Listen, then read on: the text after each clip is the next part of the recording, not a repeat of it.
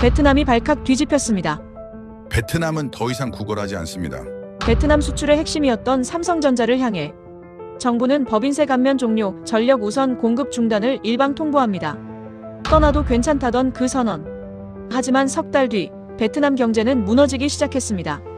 조용한 철수, 협력사 연쇄 붕괴, 국제 신용평가사의 경고. 숫자만 믿었던 한 관료의 확신은 어떻게 국가 전체를 나락으로 끌고 갔을까요? 지금부터 그 충격적인 기록을 공개합니다.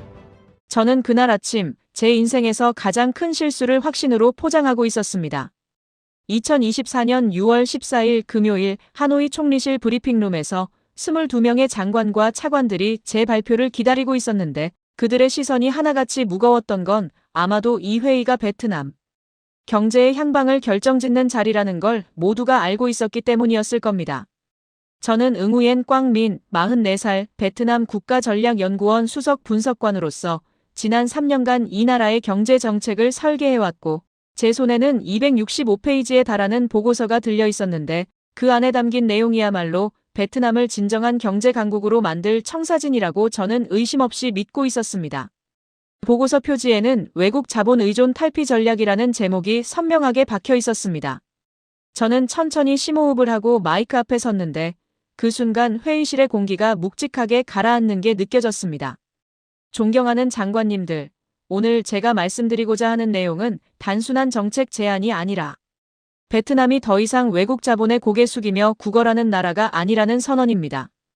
회의실이 숨소리조차 들리지 않을 만큼 조용해졌고 몇몇 장관들의 눈빛이 날카롭게 변하는 게 보였지만 저는 그것을 경계가 아니라 관심의 표현이라고 해석했습니다. 지난 10년간 우리는 외국 기업들에게 너무 많은 것을 내어주었습니다. 법인세 감면에서 시작해 토지 무상 제공, 전력 우선 공급, 심지어 노동법 예외 조항까지 허용했죠. 그들은 우리를 단지 값싼 임금의 조립 공장 정도로만 여겼고 우리는 그저 고맙다는 말만 반복했습니다. 저는 첫 번째 슬라이드를 화면에 띄웠습니다. GDP 성장률 6.8%, 외국인 직접 투자 증가율 아시아 3위, 청년 인구 비율 68%, 그리고 제조업 경쟁력 지수 동남아 1위라는 숫자들이 스크린을 가득 채웠는데 그 숫자들은 마치 저를 지지하는 군대처럼 느껴졌습니다. 이 숫자들이 말해주고 있습니다. 우리에게는 이제 선택권이 생겼다는 걸 말이죠. 기업들이 우리를 선택하는 게 아니라 우리가 기업을 고르는 시대가 온 겁니다. 바로 그때 재정부 국제협력국 팜투하 국장이 조심스럽게 손을 들었습니다. 39살의 그녀는 제가 이 프로젝트를 시작할 때부터 함께 일해온 동료였고 평소에는 제 의견에 적극적으로 동조하던 사람이었는데 그날따라 그녀의 표정에는 어딘가 불안한 기색이 역력했습니다. 민 분석관님, 말씀하신 방향에는 공감하지만 현실적으로 삼성전자 같은 기업들은 어떻게 대응하실 계획이신가요? 그들은 현재 우리 수출의 25%를 차지하고 있고 직간접 고용만 40만 명이 넘는데 말이죠. 저는 그녀를 바라보며 천천히, 아주 천천히 미소 지었습니다. 지금 돌이켜보면 그건 자신감이 아니라 오만함 그 자체였고 제 입에서 나온 다음 말들은 제 인생을 송두리째 바꿔놓을 선전포고나 다름없었습니다. 하 국장님, 삼성이 베트남을 떠날 수 있다고 생각하십니까? 그들은 이미 수십조 원을 투자했고 협력사 생태계 전체가 이곳에 뿌리내렸습니다. 그들이 떠나는 건 불가능하죠. 그러니 이제는 우리 조건에 맞춰야 할 때입니다. 회의실에 미묘한 긴장감이 흘렀고 저는 그것을 동의의 신호라고 착각했습니다. 하지만 그때 저는 몰랐습니다. 신뢰라는 게 숫자로는 절대 측정할 수 없는 것이라는 사실을 말이죠. 회의가 끝나고 복도로 나왔을 때 하 국장이 제 뒤를 따라왔는데 그녀의 발걸음에서 평소와 다른 무게감이 느껴졌습니다. 민 분석관님, 잠깐 시간 좀 내주실 수 있으신가요? 저는 시계를 힐끗 보고는 고개를 끄덕였습니다. 우리는 건물 옆 작은 정원 벤치에 나란히 앉았고 한동안 아무도 말을 꺼내지 않았는데 그 침묵이 묘하게 불편하게 느껴지던 건 아마도 그녀가 뭔가 중요한 말을 준비하고 있다는 걸 본능적으로 알아챘기 때문이었을 겁니다. 분석관님, 저는 분석관님을 존경합니다. 정말로요. 분석관님이 지난 3년간 만들어낸 정책들 덕분에 베트남 경제가 이만큼 성장한 건 누구도 부정할 수 없는 사실이니까요. 하 국장은 말을 이어가면서 손가락으로 벤치 모서리를 천천히 쓸어내렸습니다. 하지만 오늘 회의에서 하신 말씀들을 들으면서 제가 한 가지 걱정되는 부분이 있었습니다. 우리가 지금 가진 성장이 정말 우리만의 힘으로 만들어낸 건지 아니면 그동안 우리를 믿고 투자해준 기업들과의 신뢰관계 위에 쌓아 올린 건지 말이죠. 저는 그녀의 말을 듣고 있었지만 솔직히 그 의미를 제대로 받아들이고 있지는 않았습니다. 하 국장님, 신뢰라는 게 뭡니까? 기업들이 우리한테 투자하는 이유는 신뢰 때문이 아니라 이익 때문이죠. 우리가 그들에게 수익을 보장해주니까 오는 겁니다. 그렇다면 이제 우리가 조건을 올려도 그들은 계산해 볼 거예요. 떠나는 것보다 남는 게 이익이라는 결론이 나오면 결국 남을 겁니다. 하 국장이 저를 똑바로 바라봤는데 그녀의 눈빛에는 제가 이해하지 못하는 어떤 깊은 우려가 담겨 있었습니다. 분석관님, 제가 재정부에서 15년간 일하면서 배운 게 하나 있다면 그건 바로 국제경제라는 게 단순한 손익계산으로만 움직이지 않는다는 겁니다. 기업들은 숫자만 보고 투자처를 정하지 않아요. 그들은 약속이 지켜지는지, 정책이 예측 가능한지, 그리고 자신들이 존중받는다고 느끼는지를 봅니다. 저는 그녀의 말에 피식 웃음이 나왔는데 그건 비웃음이 아니라 그저 그녀가 너무 조심스러워한다고 생각했기 때문이었습니다. 국장님, 그런 감성적인 접근은 과거의 베트남에나 필요했던 겁니다. 지금 우리는 GDP 4천억 달러 경제고 1억 명의 시장을 가진 나라예요. 삼성이 떠나면 LG가 올 거고 LG가 안 오면 중국 기업이 올 겁니다. 선택지는 얼마든지 있습니다. 하 국장은 한숨을 길게 내쉬었고 그 한숨 속에는 제가 그때는 알아듣지 못했던 경고의 무게가 실려 있었습니다. 분석관님, 신뢰라는 건 쌓는 데는 10년이 걸리지만 무너지는 건 하루면 충분합니다. 우리가 한번 약속을 어기면 그 소문은 전 세계 투자자들 사이에서 하루아침에 퍼지게 되죠. 그때 가서는 숫자로 아무리 설명해도 아무도 듣지 않을 겁니다. 저는 그녀의 어깨를 가볍게 두드리며 일어섰습니다. 걱정하지 마세요, 국장님. 저는 모든 시나리오를 다 계산했습니다. 삼성이 협상 테이블에 나올 수밖에 없는 구조를 이미 만들어뒀고 그들이 우리 조건을 받아들이는 순간 베트남은 진짜 경제 강국으로 발돋움하게 될 겁니다. 하 국장은 더 이상 아무 말도 하지 않았고 저는 그녀의 침묵을 동의로 받아들였습니다. 하지만 지금 생각해보면 그건 동의가 아니라 포기였고 그녀는 이미 그날부터 제게서 조금씩 멀어지기 시작했던 겁니다. 저는 사무실로 돌아가 책상에 앉아 삼성전자 베트남 법인과의 협상 일정표를 펼쳐놓았는데 그 종이 위에는 제가 철저하게 계산해낸 압박 포인트들이 빼곡히 적혀 있었습니다.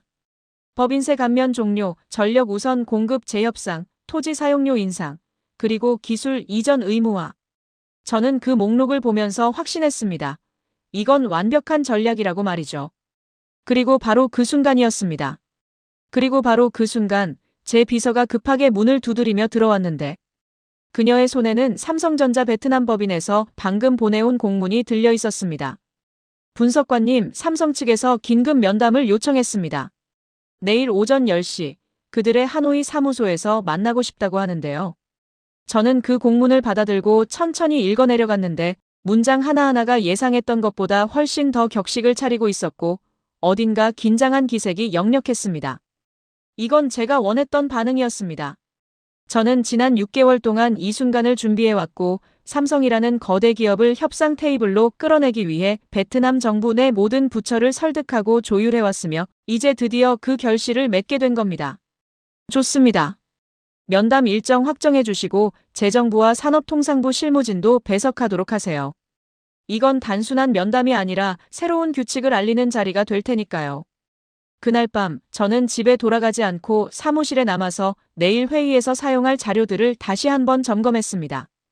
책상 위에는 삼성전자가 베트남에 투자한 지난 15년간의 모든 데이터가 정리되어 있었는데 공장 5곳, 협력사 235개, 직접 고용 16만 명, 간접 고용까지 합치면 40만 명이 넘는 규모였고 연간 수출액은 600억 달러에 달했습니다. 하지만 저는 이 숫자들을 보면서 오히려 확신이 더 강해졌습니다. 이 정도 규모면 삼성이 베트남을 떠나는 건 불가능하다는 계산이 섰기 때문이었죠. 공장을 옮기는 데만 최소 3년은 걸릴 거고 협력사 생태계를 다시 구축하려면 수조 원의 추가 비용이 들어갈 테니 결국 그들은 우리 조건을 받아들이는 게 합리적이라는 결론에 도달할 수밖에 없을 거라고 저는 믿었습니다. 다음 날 아침 저는 평소보다 1시간 일찍 일어나 정장을 차려입고 삼성 하노이 사무소로 향했는데 차 안에서 창밖을 바라보는 동안 하노이 거리는 이미 출근길 인파로 북적이고 있었습니다. 오토바이 수천 대가 뒤엉켜 움직이는 모습, 길거리 노점에서 쌀국수를 파는 상인들, 고층 빌딩 건설 현장에서 울려 퍼지는 중장비 소리, 이 모든 게 베트남의 성장을 보여주는 증거들이었고, 저는 그 풍경을 보며 더욱 자신감이 생겼습니다. 삼성 사무소 로비에 들어서자 그들의 대외 협력 담당 상무가 직접 나와서 저를 맞이했는데, 그의 악수는 예상보다 힘이 없었고 미소 뒤에 숨겨진 긴장이 느껴졌습니다. 민 분석관님, 이렇게 시간 내주셔서 감사합니다. 저희가 요청드린 면담이 좀 급작스러웠을 텐데 말이죠. 저는 여유롭게 고개를 끄덕이며 그를 따라 회의실로 들어갔습니다. 회의실 안에는 이미 삼성 측 인사 5명이 앉아 있었는데 재무이사, 생산본부장, 법무팀장, 그리고 한국 본사에서 급파된 것으로 보이는 전략기획임원까지 이들의 면면을 보니 삼성이 이 문제를 얼마나 심각하게 받아들이고 있는지 알 수 있었습니다. 분석관님, 저희가 오늘 이렇게 급하게 면담을 요청드린 이유는 최근 베트남 정부에서 발표하신 외국 기업 투자 정책 변경안에 대해 몇 가지 우려사항을 말씀드리고 싶어서입니다. 재무이사가 조심스럽게 말문을 열었는데 그의 목소리에는 불안과 당혹감이 섞여 있었습니다. 저는 천천히 가방에서 준비해온 문서를 꺼내 테이블 위에 펼쳐놓았습니다. 우려사항이라고 하셨는데 저는 오히려 이번 정책이 베트남과 삼성 모두에게 더 건강한 관계를 만들어줄 거라고 생각합니다. 지난 15년간 베트남이 제공했던 파격적인 혜택들은 우리가 자본이 절실했던 시기의 이야기죠. 하지만 지금은 상황이 달라졌습니다. 회의실 분위기가 순식간에 차갑게 식어갔고 삼성 측 인사들의 표정이 하나같이 굳어지는 게 보였습니다. 하지만 저는 멈추지 않았습니다. 법인세 감면은 올해 말로 종료됩니다. 전력 우선 공급도 재협상이 필요하고 토지 사용료는 시장가로 조정될 예정입니다. 그리고 앞으로 베트남에서 생산하는 모든 기업은 핵심 기술 이전 의무를 이행해야 합니다. 전략기획임원이 테이블을 가볍게 두드리며 끼어들었는데 그의 목소리에는 저를 향한 날카로운 경계심이 담겨 있었습니다. 분석관님, 그 조건들은 저희가 당초 베트남 정부와 약속했던 내용과 완전히 다릅니다. 저희는 20년 장기 계획을 세우고 투자했고 그 약속을 믿고 협력사들도 함께 들어왔습니다. 지금 그 약속을 일방적으로 변경하신다면 저는 그의 말을 끊고 차갑게 대답했습니다. 약속은 상황이 바뀌면 재협상되는 겁니다. 삼성도 시장 상황에 따라 전략을 바꾸지 않습니까? 그 말이 끝나자마자 회의실에 흐르던 긴장이 폭발 직전의 정적으로 바뀌었습니다. 삼성 전략기획임원이 천천히 몸을 앞으로 기울이며 저를 똑바로 바라봤는데 그의 눈빛에는 이제 경계심이 아니라 차가운 결단이 담겨 있었습니다. 분석관님, 저희도 시장 상황에 따라 전략을 바꿉니다. 말씀하신 게 맞습니다. 그는 잠시 말을 멈추고 옆자리 재무이사와 눈을 마주쳤고 뭔가 무언의 신호가 오가는 게 느껴졌습니다. 그래서 저희도 새로운 전략을 검토하고 있습니다. 인도 공장 증설과 멕시코 신규 투자 계획 말이죠. 베트남만이 선택지는 아니니까요. 저는 그 말을 듣고 피식 웃음이 나왔습니다. 협상 테이블에서 흔히 쓰는 협박용 카드라고 생각했거든요. 인도요?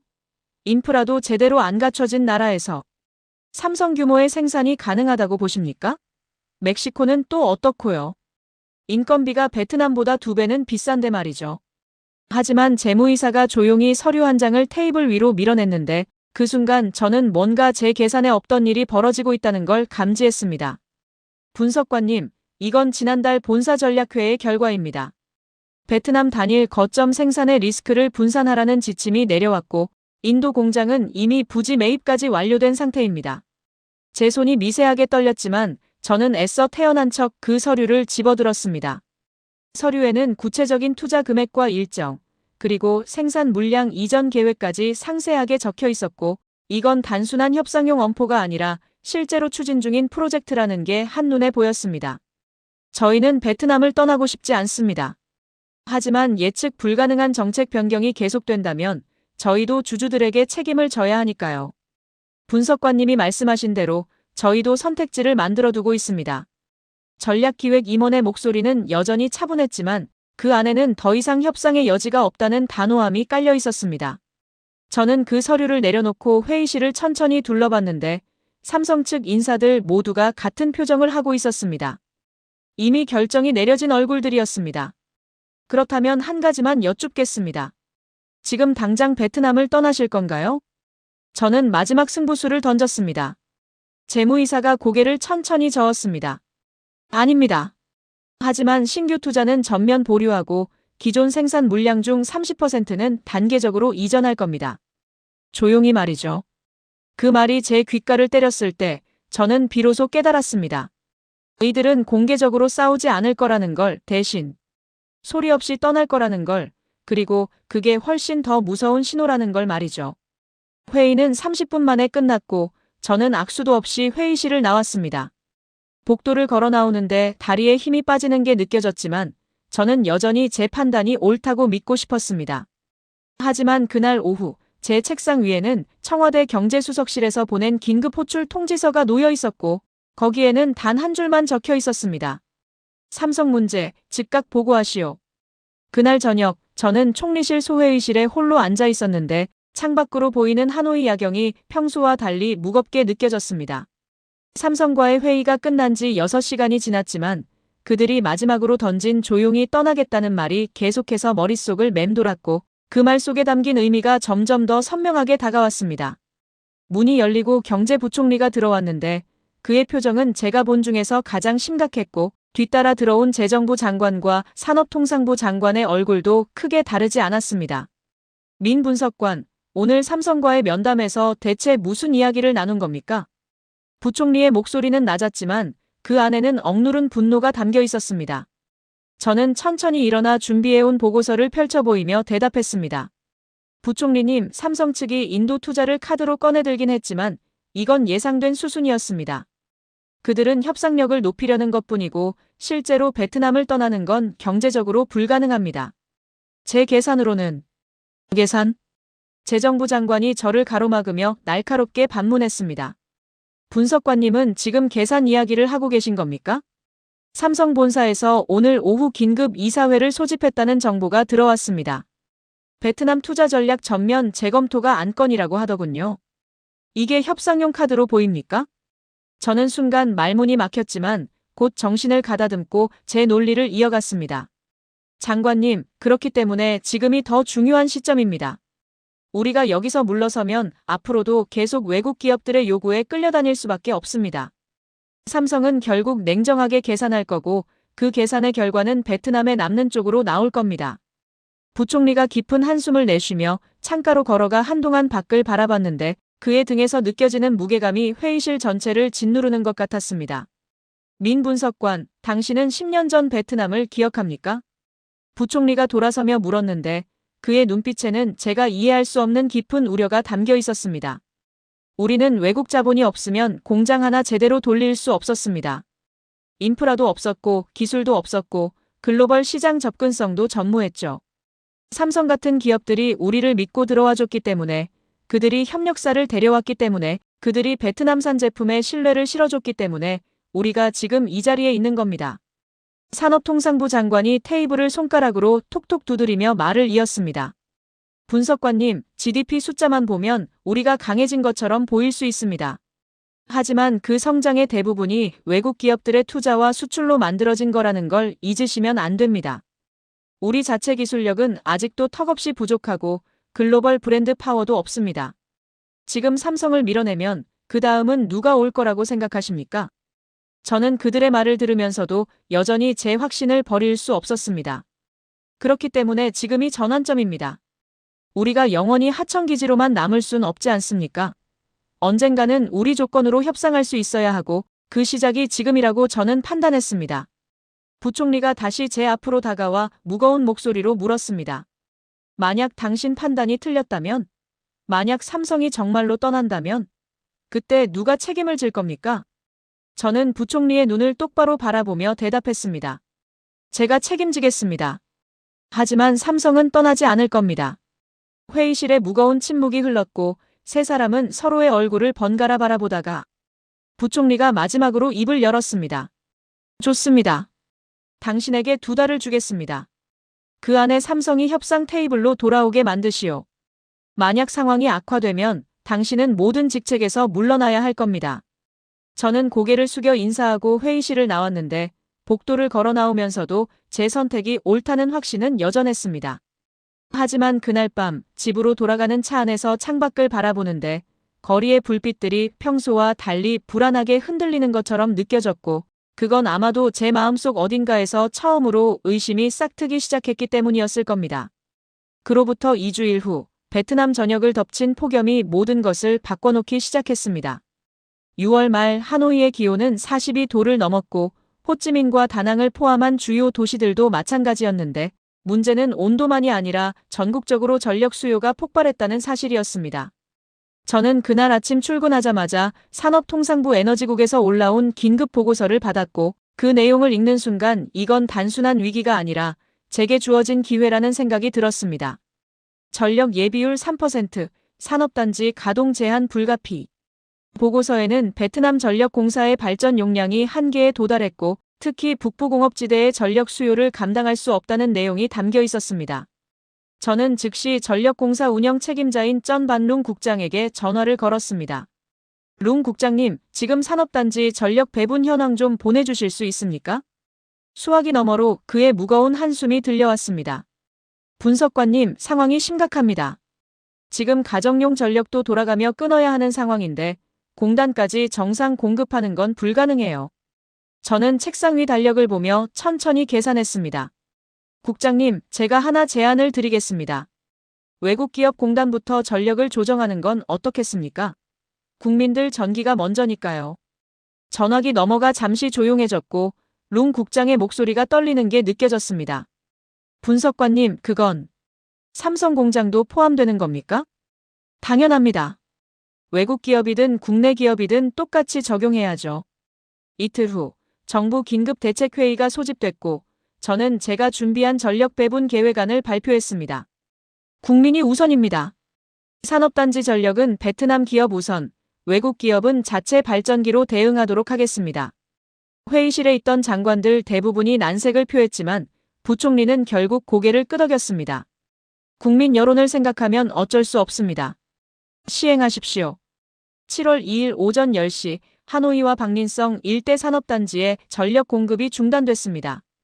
삼성 스마트폰 공장, LG 가전 공장, 일본계 전자부품 공장들이 일제히 가동을 멈췄고 생산 라인에서 작업 중이던 수만 명의 노동자들이 갑자기 멈춰선 기계들 앞에서 망연자실할 수밖에 없었습니다. 저는 그날 오후 쩐 반룽 국장과 함께 현장을 방문했는데 공장 안은 40도가 넘는 열기로 가득했고 생산 라인 위에 올라가 있던 수천만 원어치 부품들이 고열에 망가져가고 있었습니다. 룽 국장이 제 옆에서 낮게 중얼거렸습니다. 분석관님, 이거 정말 괜찮은 겁니까? 저는 그를 돌아보며 단호하게 대답했습니다. 국장님, 우리는 주권국가입니다. 우리 국민이 먼저예요. 하지만 그날 저녁 삼성 베트남 법인에서 본사로 올라간 긴급 보고서 한 장이 모든 걸 바꿔놓았습니다. 그리고 사흘 후 삼성전자는 아무런 예고 없이 전 세계를 향해 조용한 발표를 했습니다. 7월 5일 목요일 오전 삼성전자 본사는 전 세계 언론을 향해 단 3줄짜리 보도자료를 발표했습니다. 삼성전자 인도 노이다 공장 증설 결정. 스마트폰 생산 물량 일부 이전 추진. 베트남 생산 비중 단계적 조정 예정. 저는 그 뉴스를 사무실에서 봤는데 처음에는 그냥 예상된 협상 카드라고 생각하며 대수롭지 않게 넘겼습니다. 하지만 1시간 후 제 휴대전화가 울리기 시작했고 재정부 팜투 하국장의 목소리에는 제가 들어본 적 없는 절박함이 담겨 있었습니다. 분석관님, 지금 당장 뉴스 보고 계십니까? 삼성이 진짜로 움직이기 시작했어요. 하 국장님, 진정하세요. 이건 그냥 압박용 발표일 뿐입니다. 실제로 공장을 옮기려면 최소 2년은 걸릴 텐데. 하지만 하 국장이 제 말을 끊었습니다. 분석관님, 블룸버그 기자들이 이미 베트남 신용등급 전망 하향 가능성을 보도하기 시작했어요. 국제 투자자들이 움직이고 있다고요. 저는 그제야 컴퓨터를 켜서 해외 언론 기사들을 확인했는데 월스트리트 저널, 파이낸셜 타임스, 로이터 통신이 일제히 같은 논조로 보도하고 있었습니다. 베트남, 외국 기업 압박 정책으로 투자 매력도 하락 우려. 삼성 이탈 조짐, 베트남 경제 성장 동력 상실 신호탄. 제 손이 마우스를 쥔 채 굳어버렸고 화면에 떠오른 기사 제목들이 마치 저를 향해 쏘아지는 화살처럼 느껴졌습니다. 그날 오후 저는 하 국장을 직접 만나기 위해 재정부 청사로 갔습니다. 그녀는 회의실에서 여러 장의 그래프를 펼쳐놓고 있었는데 그 표정은 제가 아는 침착한 공무원의 모습이 아니라 무언가에 깊이 동요한 사람의 얼굴이었습니다. 분석관님, 이것 좀 보세요. 하 국장이 건넨 자료에는 지난 사흘간의 외국인 투자 동향이 정리돼 있었습니다. 삼성 발표 이후 싱가포르와 홍콩 기반 투자펀드들이 베트남 채권을 매도하기 시작했고 신규 투자 승인 건수가 전주 대비 47% 급감했으며 일본과 한국 기업들의 베트남 방문 일정이 줄줄이 취소되고 있었습니다. 이건 시작일 뿐입니다. 분석관님. 제가 국제금융업계 선배들한테 들은 바로는 무디스와 피치가 베트남 신용등급 재검토에 들어갔다고 해요. 저는 그 자료를 보면서도 여전히 이게 일시적 현상이라고 믿고 싶었습니다. 하 국장님, 과도한 반응입니다. 시장은 항상 처음엔 과민하게 반응하지만 곧 안정되죠. 우리 경제 펀더멘털은 여전히 튼튼하니까요. 하 국장이 저를 바라보는 눈빛이 달라졌습니다. 더 이상 동료를 보는 시선이 아니라 현실을 외면하는 사람을 안타까워하는 표정이었습니다. 분석관님, 국제금융시장에서 신뢰라는 건 숫자로 측정되지 않습니다. 베트남이 약속을 지키지 않는다는 신호가 한번 퍼지면 그 다음부터는 아무리 좋은 조건을 제시해도 아무도 믿지 않아요. 저는 그런 사례들을 너무 많이 봤습니다. 저는 자리에서 일어나며 그녀에게 말했습니다. 국장님은 너무 비관적으로 보시는 것 같습니다. 한두 달 지나면 상황은 안정될 겁니다. 하지만 복도로 나오는 제 발걸음은 왠지 무겁게 느껴졌고 그날 밤 잠자리에 누워서도 하 국장의 마지막 말이 계속 귓가에 맴돌았습니다. 그리고 일주일 후 제 예상은 완전히 빗나가기 시작했습니다. 7월 중순부터 상황은 제가 통제할 수 없는 방향으로 흘러가기 시작했습니다. 삼성이 발표한 지 열흘 만에 LG전자가 베트남 세탁기 공장 신규 투자 계획을 전면 보류한다고 발표했고 이틀 후에는 일본 파나소닉이 하노이 공장 증설 사업을 무기한 연기한다는 소식이 들려왔습니다. 저는 여전히 이게 일시적 현상이라고 믿으며 정부 내부 회의에서 낙관론을 펼쳤지만 제 목소리에 힘을 실어주는 사람은 점점 줄어들고 있었습니다. 7월 24일 국제신용평가사 무디스가 베트남 경제 전망을 안정적에서 부정적으로 하향 조정했고 그 보고서에는 제가 절대 보고 싶지 않았던 문장이 선명하게 적혀 있었습니다. 베트남 정부의 예측 불가능한 정책 변경은 외국인 투자 환경에 중대한 리스크 요인으로 작용한다.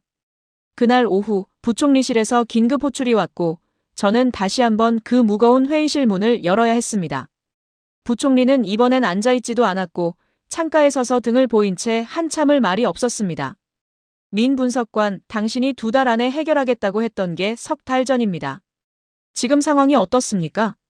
저는 준비해간 자료를 펼치며 최대한 침착하게 설명하려 했습니다. 부총리님, 현재 일부 기업들의 투자 보류는 사실이지만 베트남의 구조적 경쟁력은 여전히 유효합니다. 젊은 노동력, 안정적인 정치 환경, 그리고 지리적 이점은 변하지 않았고. 그만하십시오. 부총리가 저를 돌아보며 차갑게 말을 끊었습니다. 당신은 아직도 숫자만 보고 있습니다. 망린 산업단지에 가보셨습니까? 삼성 협력사 3곳이 벌써 문을 닫았고 노동자 2,000명이 일자리를 잃었습니다. 이게 숫자로만 보입니까? 저는 대답할 말을 찾지 못했고 부총리는 계속 말을 이었습니다. 어제 하노이 시장한테 전화가 왔습니다. 산업단지 주변 상권이 죽어가고 있다고 실직자들이 거리로 나오기 시작했다고 말이죠. 바로 그때 회의실 문이 열리고 한 명의 여성이 조심스럽게 들어왔는데 그녀는 작업복 차림에 얼굴이 수척했고 눈가에는 며칠간 제대로 자지 못한 흔적이 역력했습니다. 부총리님, 데려왔습니다. 경호실장의 안내를 받아 들어온 그녀는 레티투이, 41살로 삼성협력사에서 7년간 일해온 조립 노동자였습니다. 부총리가 그녀를 바라보며 말했습니다. 투이 씨, 민 분석관님께 당신 이야기를 해주시겠습니까? 투이는 떨리는 목소리로 말하기 시작했습니다. 저는 삼성 부품 만드는 회사에서 일했어요. 월급은 많지 않았지만 안정적이었고 고향에 계신 부모님 병원비도 보내드릴 수 있었죠. 그런데 삼성이 물량을 줄이면서 우리 회사가 먼저 잘렸어요. 그녀의 눈에 눈물이 고이기 시작했습니다. 지난달에 해고 통보받았고 저희 같은 사람이 500명이 넘어요. 다들 어디 가서 일자리를 구하겠어요? 삼성 협력사 경력밖에 없는데 말이에요. 저는 그녀를 바라보며 뭐라고 말해야 할지 몰랐습니다. 투이가 계속 말을 이어갔습니다. 뉴스에서는 나라를 위한 결정이라고 하던데 저는 그냥 일하고 싶어요. 제 딸아이 학교는 어떻게 보내고 집세는 어떻게 내야 하는지.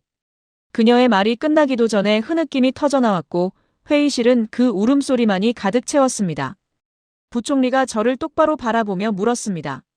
민 분석관, 이 사람의 일자리를 당신의 정책이 책임질 수 있습니까?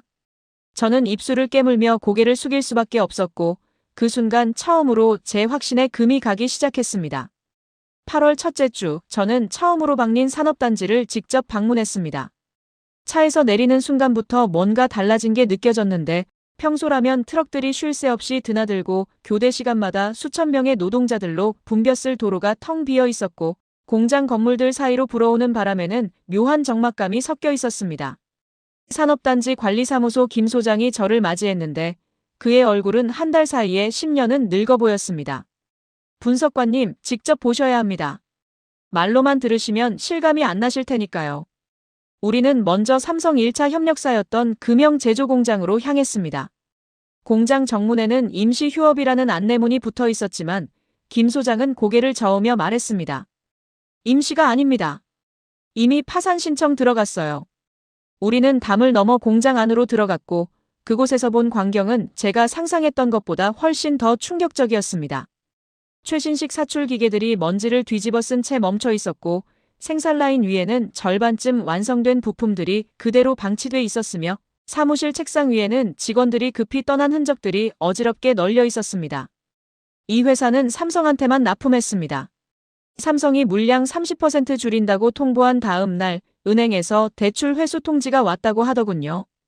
사장님이 이틀 동안 돈 구하려 뛰어다니다가 결국 김 소장의 말이 끝나기도 전에 공장 밖에서 누군가의 목소리가 들려왔습니다. 거기 누구요? 관리소 사람들이요? 중년 남성 한 명이 공장 안으로 들어오고 있었는데 그는 이 공장의 생산부장이었다가 한 달 전 해고당한 사람이었습니다. 저는 여기서 12년 일했어요. 이 기계들 하나하나 제가 다 만지고 관리했죠. 그런데 하루아침에 월급도 제대로 못 받고 쫓겨났습니다. 그의 목소리는 분노보다는 허탈함으로 가득 차 있었습니다. 정부에서 나라를 위한 거라고 했다면서요? 근데 우리는 뭡니까? 우리도 베트남 국민 아닌가요? 저는 그에게 어떤 대답도 할 수 없었고 그저 고개를 숙인 채 공장을 나왔습니다.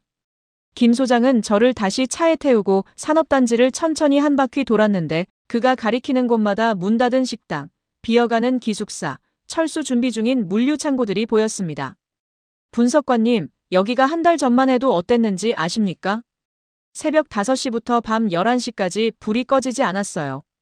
식당마다 사람이 넘쳐서 줄 서서 먹었고 주말이면 노동자들이 하노이 가는 버스를 기다리며 웃고 떠들었죠. 그의 말을 듣는 동안 차창 밖으로 지나가는 풍경들은 마치 유령 도시처럼 느껴졌습니다. 사무소로 돌아온 저는 김 소장이 준비해둔 통계 자료를 받았는데 그 숫자들은 제가 사무실에서 보던 거시경제 지표와는 완전히 다른 이야기를 하고 있었습니다. 지난 한 달간 박린 산업단지 내 협력사 13곳 폐업, 실직자 3,200명 발생, 공실률 32%로 급증, 그리고 추가 철수 예정 기업 27곳. 분석관님, 이게 끝이 아닙니다. 삼성이 진짜로 생산 물량 옮기기 시작하면 여기 남은 기업들도 다 따라 나갈 겁니다. 그럼 이 단지 전체가 무너져요. 저는 그 자료를 손에 쥔 채 한참을 말없이 앉아 있었습니다. 하노이로 돌아가는 차 안에서 저는 창밖을 보며 처음으로 생각했습니다. 내가 계산했던 숫자들 뒤에는 이렇게 많은 사람들의 삶이 걸려 있었다는 걸, 그리고 그 살들은 GDP나 투자 유치, 금액 같은 지표로는 절대 측정할 수 없다는 걸 말이죠. 하지만 인정하기엔 너무 늦었고 멈추기엔 이미 너무 많이 와버렸습니다. 그날 밤 저는 사무실 책상 앞에 앉아 지난 6개월간 제가 작성한 모든 보고서를 다시 펼쳐놓았는데 그 완벽해 보였던 논리들이 이제는 공허한 글자 덩어리처럼 느껴졌습니다. 8월 셋째 주 상황은 제가 상상했던 최악의 시나리오마저 뛰어넘기 시작했습니다. 먼저 무너진 건 언론이었습니다. 국영방송 경제부 기자였던 마이 꾸옥빈이 저녁 뉴스에서 처음으로 정부 정책을 정면으로 비판하는 리포트를 내보냈는데 그의 목소리에는 제가 들어본 적 없는 날카로움이 담겨 있었습니다. 베트남 경제의 버팀목이었던 외국인 투자가 석 달 사이 40% 급감했습니다. 정부는 자주적 경제를 이야기하지만 산업 현장에서는 실업의 공포가 번지고 있습니다. 그 방송이 나간 다음 날 제 사무실 전화기는 쉴 새 없이 울렸습니다. 각 부처 장관들의 질책, 국회의원들의 항해, 그리고 제가 가장 듣기 싫었던 전화는 팜투 하국장에게서 걸려온 것이었습니다. 분석관님, 국제통화기금에서 연락 왔어요. 베트남 경제점검차 특별조사단을 파견하겠다고 합니다. 저는 수화기를 쥔 손에 힘이 들어가는 걸 느꼈습니다. IMF요? 그게 무슨... 분석관님, 이건 심각한 신호예요. IMF가 움직인다는 건 국제금융시장이 베트남을 리스크 국가로 분류하기 시작했다는 뜻입니다. 외환 보유고는 아직 충분하지만 신뢰가 무너지면 숫자는 아무 의미가 없어요. 하 국장의 목소리는 더 이상 조언이 아니라 경고였습니다. 그리고 분석관님, 제가 더 이상 이 프로젝트에 관여할 수 없을 것 같습니다. 재정부 장관님께서 저를 다른 부서로 발령 내셨어요. 내일부터 국제협력국장직에서 해임됩니다. 저는 그 말을 듣는 순간 뭔가 중요한 걸 잃어버린 것 같은 공허함이 밀려왔습니다. 하 국장님, 그건... 분석관님, 저는 처음부터 경고했습니다. 신뢰는 한번 무너지면 회복할 수 없다고 말이에요. 이제 저는 더 이상 이 배에 같이 탈 수 없습니다. 전화가 끊어졌고 저는 한참을 수화기를 들고 멍하니 앉아 있었습니다. 바로 그날 오후 더 큰 충격이 터졌습니다. 삼성전자가 공식 발표를 냈는데 이번엔 예고도 아니고 협상 카드도 아닌 실제 실행 계획이었습니다. 삼성전자, 베트남 스마트폰 생산 물량 40% 인도 이전 확정. 2025년 상반기까지 단계적 이전 완료 예정. 그 뉴스가 나가자마자 베트남 증시는 5% 폭락했고 동화 가치는 역대 최저치를 기록했으며 외국계 은행들이 베트남 기업 대출 한도를 일제히 축소하기 시작했습니다. 저는 그날 저녁 긴급 소집된 경제장관회의에 참석했는데 회의실 문을 여는 순간부터 모든 시선이 저를 향해 꽂혔고 그 눈빛들은 더 이상 동료가 아니라 책임자를 바라보는 시선이었습니다. 부총리가 회의 자료를 책상 위로 던지며 말했습니다. 민 분석관, 당신이 2달이면 해결할 수 있다고 했던 게 언제죠? 지금 국가 경제 전체가 흔들리고 있습니다.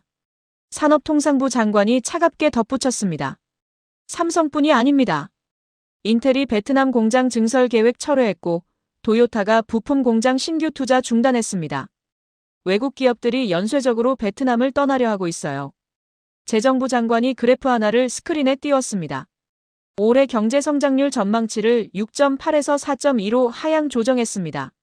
실업률은 2배로 뛸 거고 세수는 30% 감소할 겁니다. 저는 그들을 바라보며 마지막으로 변명을 시도했습니다. 장관님들, 이건 단기적 조정일 뿐입니다. 우리가 지금 흔들리면 앞으로도 계속 외국 자본에 끌려다닐 수밖에. 닥치십시오. 부총리의 고함에 회의실 전체가 얼어붙었습니다. 당신 때문에 베트남이 국제사회에서 신뢰를 잃었습니다. 당신 때문에 수만 명이 일자리를 잃었어요.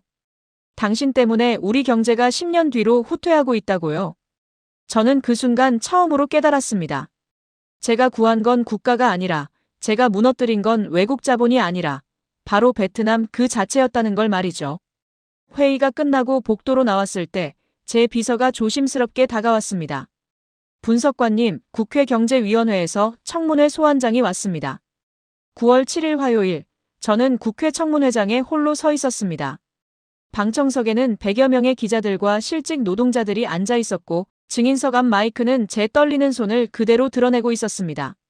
국회 경제위원회 응우옌 득 안 위원장이 망치를 두드리며 회의를 시작했는데 그의 첫 질문은 예상보다 훨씬 더 냉혹했습니다. 민 분석관, 당신은 베트남 경제가 외국 자본 없이도 성장할 수 있다고 주장했습니다. 지금도 그렇게 생각합니까? 저는 목이 말라 침을 삼키고 대답했습니다. 위원장님, 제 의도는 국가 자주성을 확보하는 것이었습니다. 단지 실행 과정에서 예상치 못한 변수들이. 예상치 못한 변수요? 득 안 위원장이 비웃듯 되물었습니다. 삼성이 떠날 거라는 경고를 수없이 받았다고 들었습니다. 재정부, 산업부, 심지어 총리실에서도 우려를 표명했죠. 그런데도 당신은 밀어붙였습니다. 저는 대답할 말을 찾지 못했고 득 안 위원장은 계속 압박해왔습니다. 현재 실직자가 4만 명을 넘었고 협력사 53곳이 파산했으며 외국인 투자는 60% 감소했습니다. 이게 당신이 원했던 자주 경제입니까? 방청석에서 누군가가 소리쳤습니다. 내 일자리 돌려내. 그 목소리는 제가 한 달 전 산업단지에서 만났던 해고 노동자의 것이었고 곧 다른 사람들도 함께 외치기 시작했습니다. 경호원들이 제지하려 했지만 득 안 위원장이 손을 들어 그들을 멈춰 세웠습니다. 저들의 목소리를 들으십시오. 민 분석관. 저들이 바로 당신 정책의 결과입니다. 청문회는 4시간 동안 이어졌고 그 시간 내내 저는 질책과 비난, 그리고 저 스스로도 반박할 수 없는 사실들에 둘러싸여 있었습니다. 회의가 끝나고 의사당을 나오는데 기자들이 저를 에워쌌습니다. 분석관님, 사퇴하실 겁니까? 국민들에게 사과하실 의향은 있으신가요? 지금도 본인 판단이 옳았다고 생각하십니까? 저는 어떤 대답도 하지 못한 채 차에 올라탔고 기사가 운전대를 잡고 출발하려는 순간 창문을 두드리는 소리가 들렸습니다. 팜투하였습니다. 저는 창문을 내렸고 그녀는 저를 한참 바라보다가 조용히 말했습니다. 분석관님, 저는 분석관님을 존경했습니다. 하지만 분석관님은 한 가지를 끝까지 이해하지 못하셨어요.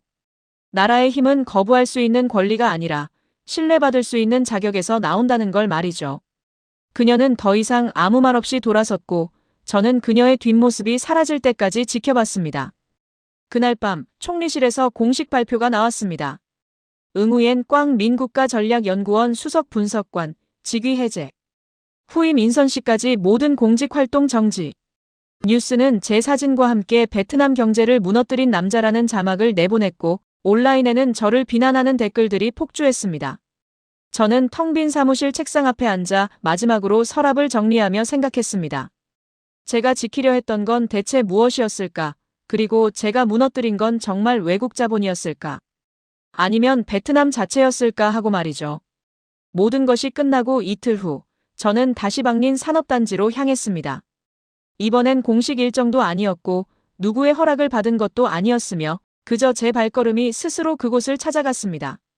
오후 4시 석양이 지는 시간에 도착한 산업단지는 한 달 전보다 더 황폐해져 있었습니다. 삼성 제1공장 정문 앞에 차를 세우고 내렸는데 예전 같았으면 수천 명의 노동자들이 교대 시간에 맞춰 쏟아져 나왔을 시간이었지만 지금은 경비원 한 명만이 텅 빈 초소에 앉아 있었습니다. 저는 철조망 너머로 공장 건물을 바라봤습니다. 5층짜리 생산동 창문마다 불이 꺼져 있었고 주차장에는 차 한 대 보이지 않았으며 건물 벽면에 붙어있던 We Create the Future라는 삼성 슬로건이 바람에 찢겨 펄럭이고 있었습니다. 경비원이 초소에서 나와 저를 바라봤는데 그는 60 가까운 나이로 보였고 얼굴에는 깊은 피로가 새겨져 있었습니다. 손님, 여기 지금 폐쇄됐습니다. 들어가실 수 없어요. 저는 고개를 끄덕이며 물었습니다. 언제부터 문 닫았습니까? 2주일 전이요. 마지막 생산 라인 멈추고 직원들 다 내보냈습니다. 이제 저만 남아서 시설 관리하고 있죠. 그의 말을 들으며 저는 철조망을 붙잡고 서 있었습니다. 아저씨도 여기서 오래 일하셨습니까? 15년요. 이 공장 지을 때부터 봤습니다. 처음엔 텅 빈 논밭이었는데 삼성 들어오고 나서 이 동네가 살았죠. 식당도 생기고 버스 노선도 생기고 젊은 사람들이 고향 떠나 여기로 몰려왔어요. 그가 공장을 돌아보며 쓸쓸하게 웃었습니다. 근데 이제 다 끝났네요.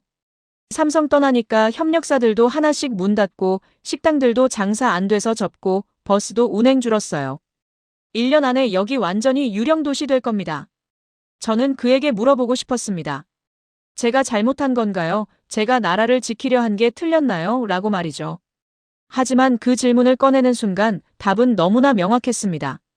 저는 철조망을 놓고 공장 주변을 천천히 걸었습니다.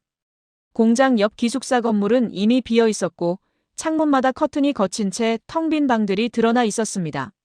식당가로 향하는 길에는 임대 표지판이 붙은 가게들이 줄지어 있었고 한 식당 주인이 의자를 쌓아 올리며 폐업 준비를 하고 있었습니다. 저는 그 앞을 지나치며 걸음을 멈췄습니다. 제 머릿속에는 지난 1년간의 모든 순간들이 주마등처럼 스쳐 지나갔습니다. 총리실 브리핑룸에서 자신만만하게 발표하던 제 모습, 삼성 임원들에게 냉정하게 통보하던 순간 전력 차단을 결정하며 국민이 우선이라고 말하던 그날, 그리고 팜투 하국장이 경고했을 때 비웃듯 답하던 제 오만함까지 모든 게 떠올랐습니다. 저는 그제야 깨달았습니다. 제가 지키려 했던 건 국가 자존심이었지만 제가 실제로 지킨 건 제 자신의 확신뿐이었다는 걸 말이죠. 숫자는 저를 배신하지 않았습니다. 제가 숫자 뒤에 숨어있던 사람들을 보지 않으려 했던 겁니다. 해가 완전히 지고 어둠이 내렸을 때 저는 공장 정문 앞 벤치에 앉아 고개를 떨구었습니다. 44해를 살면서 이렇게 무력하고 부끄러운 순간은 처음이었습니다. 제 손에는 아무것도 쥐어지지 않았고 제 뒤에는 무너진 경제와 실직한 사람들, 그리고 돌이킬 수 없는 신뢰의 파편들만 남아 있었습니다. 저는 그날 밤 그 벤치에서 한참을 울었습니다. 아무도 보지 않는 어둠 속에서 44살 남자가 자신이 저지른 실수의 무게를 온몸으로 느끼며 소리 없이 흐느꼈습니다. 그리고 그 순간 저는 비로소 이해했습니다. 나라의 힘은 외국 자본을 거부할 수 있는 권리가 아니라 약속을 지켜 다시 선택받을 수 있는 자격에서 나온다는 걸 말이죠. 그날 밤 벤치에서 일어났을 때 저는 더 이상 예전의 응우엔 꽝민이 아니었습니다. 집으로 돌아가는 길에 차를 세우고 휴대전화를 꺼냈는데 화면에는 읽지 않은 문자 메시지가 수십 개 쌓여 있었지만 그중 하나가 유독 눈에 들어왔습니다. 팜투 하국장이 사흘 전에 보낸 메시지였습니다. 분석관님, 아직 늦지 않았습니다. 잘못을 인정하고 바로잡으려는 용기가 진짜 책임입니다. 저는 그 문장을 읽고 또 읽으며 한참을 멈춰 서 있었습니다. 다음 날 아침, 저는 처음으로 스스로 언론사에 연락을 했습니다. 국영방송 경제부에서 제 리포트를 냈던 마이 꾸옥빈 기자에게 전화를 걸었고 그는 놀란 목소리로 대답했습니다. 민 분석관님, 지금 무슨 일로? 빈 기자님, 인터뷰 하나 요청드리고 싶습니다. 제대로 된 사과와 함께 제가 틀렸던 이유를 말하고 싶습니다. 전화 너머가 잠시 조용해졌다가 그가 조심스럽게 물었습니다. 분석관님, 지금 무슨 말씀을 하시려는 건지 아십니까? 공개 사과는 분석관님. 정치 생명을 완전히 끝낼 수도 있습니다. 저는 창밖을 바라보며 대답했습니다. 이미 끝났습니다. 그러니 최소한 제대로 끝내고 싶습니다. 이틀 후, 저는 방송국 스튜디오에 앉아 있었습니다. 카메라 앞에 선 건 처음이 아니었지만 이번만큼은 손이 떨렸고 목소리가 제대로 나올지 확신이 서지 않았습니다. 빈 기자가 첫 질문을 던졌습니다. 민 분석관님, 오늘 이 자리에 나오신 이유가 무엇입니까? 저는 카메라를 똑바로 바라보며 입을 열었습니다. 국민 여러분께 사과드리러 왔습니다. 제가 잘못 판단했고 그 결과 수만 명이 고통받고 있습니다. 그 책임은 전적으로 저에게 있습니다. 구체적으로 무엇을 잘못하셨다고 생각하십니까? 저는 숫자만 봤습니다. GDP 성장률, 투자 유치액, 노동력 통계. 그 숫자들이 모든 걸 말해준다고 착각했죠. 하지만 그 숫자 뒤에는 매일 아침 공장에 출근하는 노동자들이 있었고 가족을 먹여 살리기 위해 일하는 사람들이 있었습니다. 저는 그들을 보지 않았습니다. 빈 기자가 다음 질문을 이어갔습니다. 지금 베트남 경제를 회복하려면 무엇이 필요하다고 보십니까? 저는 잠시 숨을 고르고 대답했습니다. 신뢰를 되찾아야 합니다. 우리가 약속을 지키는 나라라는 걸 다시 증명해야 해요. 삼성에게 그리고 전 세계 투자자들에게 베트남은 예측 가능한 정책을 가진 파트너로서 신뢰할 수 있는 나라라는 걸 보여줘야 합니다. 하지만 그건 다시 외국 자본에 의존하는 길 아닙니까?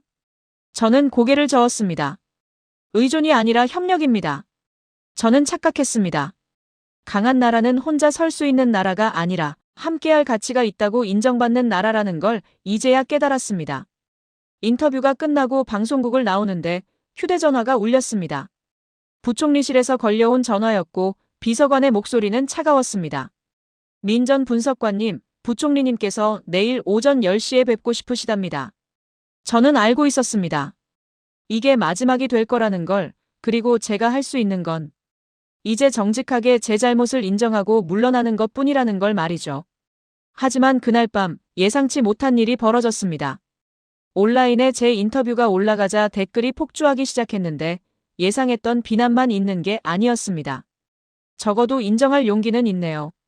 정치인 중에 이렇게 솔직하게 사과하는 사람 처음 봅니다. 잘못을 바로잡으려면 이 사람 말대로 신뢰부터 회복해야 합니다. 물론 여전히 저를 비난하는 목소리가 압도적이었지만 적어도 일부는 제 진심을 받아들이기 시작했습니다. 다음 날 아침, 저는 부총리실로 향했습니다. 이번엔 두려움보다는 담담함이 앞섰고 회의실 문을 열 때 제 손은 떨리지 않았습니다. 부총리가 저를 보며 한참을 아무 말 없이 바라보다가 입을 열었습니다. 민 전 분석관, 어제 인터뷰 봤습니다. 부총리가 저를 보며 한참을 아무 말 없이 바라보다가 입을 열었습니다. 민 전 분석관, 어제 인터뷰 봤습니다. 저는 고개를 숙이며 대답했습니다.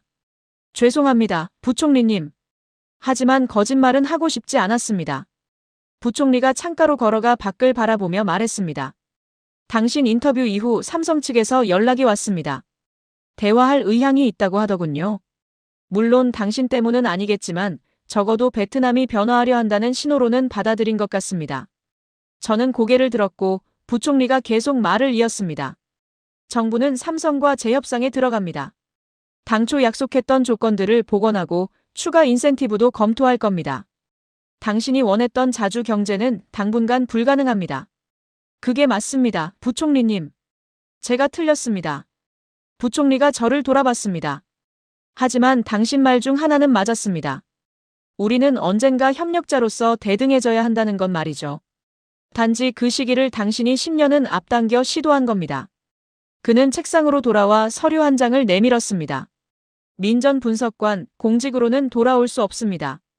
하지만 민간 싱크탱크에서 당신 경험이 필요하다고 합니다. 실패를 아는 사람만이 진짜 조언을 할 수 있으니까요. 저는 그 서류를 받아들며 눈물이 핑 돌았습니다. 석 달 후 베트남 정부와 삼성은 새로운 합의를 발표했습니다. 기존 투자 조건 유지, 단 베트남 인력 기술 교육 확대와 협력사 육성 프로그램 신설이라는 조건이었고, 삼성은 인도 이전 물량 중 절반을 다시 베트남으로 복귀시키기로 했습니다. 저는 더 이상 정부 관료가 아니었지만 그 뉴스를 보며 조용히 안도의 한숨을 내쉬었습니다. 그날 저녁, 저는 다시방린 산업단지를 찾았습니다. 이번에는 조금 달라진 풍경이 보였습니다. 삼성 공장 정문에 불이 켜지기 시작했고 주차장에 차들이 조금씩 돌아오고 있었으며 식당 몇 곳이 다시 문을 열었습니다. 완전한 회복은 아니었지만 적어도 희망의 불씨는 살아있었습니다. 저는 공장 앞 벤치에 앉아 석양을 바라보며 생각했습니다. 제가 배운 것은 국가의 힘이 아니라 국가의 책임이었고, 제가 잃은 것은 직위가 아니라 오만함이었으며, 제가 얻은 것은 성공이 아니라 진실이었습니다. 휴대전화가 울렸고 팜투하로부터 온 문자였습니다. 분석관님, 오늘 뉴스 보셨죠? 조금씩 돌아오고 있습니다. 당신의 용기가 시작이었어요. 저는 그 문장을 읽으며 처음으로 미소 지었습니다. 제가 무너뜨렸던 것들이 다시 세워지는 모습을 보는 것, 그것만으로도 충분했습니다. 1년이 흘렀습니다. 2025년 6월 14일, 저는 다시방린 산업단지에 서 있었습니다. 하지만 이번엔 혼자가 아니었습니다. 제 옆에는 새로 설립된 민간경제연구소 연구원 12명이 함께 있었고, 우리는 삼성과 협력사들의 상생 프로그램을 조사하기 위해 현장을 방문한 참이었습니다. 공장 정문 앞은 1년 전과 완전히 달라져 있었습니다. 출근 시간에 맞춰 수천 명의 노동자들이 버스에서 내려 웃으며 걸어가고 있었고, 주차장은 협력사 트럭들로 가득 차 있었으며 식당가에서는 점심 장사 준비로 분주한 모습이 보였습니다. 삼성 베트남 법인 대외협력팀장이 우리를 맞이했는데, 그는 1년 전 제가 냉정하게 통보했던 바로 그 회의실에 있던 사람이었습니다. 민 박사님, 오랜만입니다. 그는 저를 분석관이 아니라 박사라고 불렀고, 저는 그 호칭이 낯설면서도 감사했습니다. 우리는 공장 내부를 둘러봤습니다. 생산 라인은 다시 풀가동 중이었고, 새로 도입된 기술교육센터에서는 베트남 젊은이들이 반도체 설계를 배우고 있었으며, 협력사 육성 프로그램 사무실에는 중소기업 사장들이 삼성 엔지니어들과 머리를 맞대고 품질 개선 방안을 논의하고 있었습니다. 팀장이 저를 한쪽으로 데려가 조용히 말했습니다. 박사님, 사실 저희도 1년 전 일을 통해 배운 게 많습니다. 우리가 베트남을 너무 당연하게 여겼다는 것, 그리고 진짜 파트너십은 일방적 혜택이 아니라 상호 성장이어야 한다는 건 말이죠. 저는 고개를 끄덕이며 대답했습니다. 저도 배웠습니다. 국가의 자존심은 거부할 수 있는 힘이 아니라 신뢰받을 수 있는 자격에서 나온다는 걸 말입니다. 공장을 나와 산업단지 입구로 걸어가는데 한 여성이 제게 다가왔습니다. 레티투이였습니다. 1년 전 부총리실 회의에서 눈물 흘리며 일자리를 잃은 고통을 말했던 바로 그 사람이었습니다. 박사님, 저 기억하세요? 저는 고개를 끄덕였고 그녀가 수줍게 웃으며 말했습니다. 저 다시 취직했어요. 삼성협력사가 다시 문 열면서 연락이 왔고 지금은 품질관리팀에서 일하고 있습니다. 월급도 전보다 조금 올랐어요. 그녀의 얼굴에는 1년 전의 절망 대신 희망이 담겨 있었습니다. 박사님이 텔레비전에서 사과하시던 거 봤어요. 그때 생각했습니다. 저 사람도 사람이구나, 실수할 수 있구나 하고요. 그리고 용기 있다고 생각했어요. 저는 그녀에게 고개 숙여 인사했습니다. 제가 정말 죄송했습니다. 당신 같은 분들을 보지 못했습니다. 이제 괜찮아요. 중요한 건 다시 시작할 수 있다는 거잖아요. 차로 돌아가는 길에 저는 창밖을 바라봤습니다. 산업단지를 지나는 도로 양쪽으로 새로 생긴 식당들, 다시 불이 켜진 기숙사들, 그리고 희망을 품고 출근하는 사람들의 모습이 보였습니다. 조수석에 앉은 제 연구소 후배가 물었습니다. 박사님, 후회하세요? 그때 그 결정을 내린 거 말이에요. 저는 잠시 생각하다가 대답했습니다. 후회합니다. 하지만 동시에 감사합니다. 그 실패가 아니었다면 저는 평생 숫자 뒤에 숨어서 사람을 보지 못했을 테니까요. 그날 저녁, 저는 하노이 작은 아파트 책상에 앉아 새로운 보고서를 작성하기 시작했습니다. 제목은 신뢰 기반 경제 협력 모델 베트남의 교훈이었습니다. 더 이상 정부 관료가 아니었지만 저는 여전히 이 나라를 위해 할 수 있는 일이 있다고 믿었습니다. 단지 이번엔 오만함이 아니라 겸손함으로, 확신이 아니라 경청으로, 그리고 숫자가 아니라 사람을 중심에 두고 말이죠. 창밖으로 하노이 야경이 펼쳐졌고 저는 키보드를 두드리며 조용히 미소 지었습니다.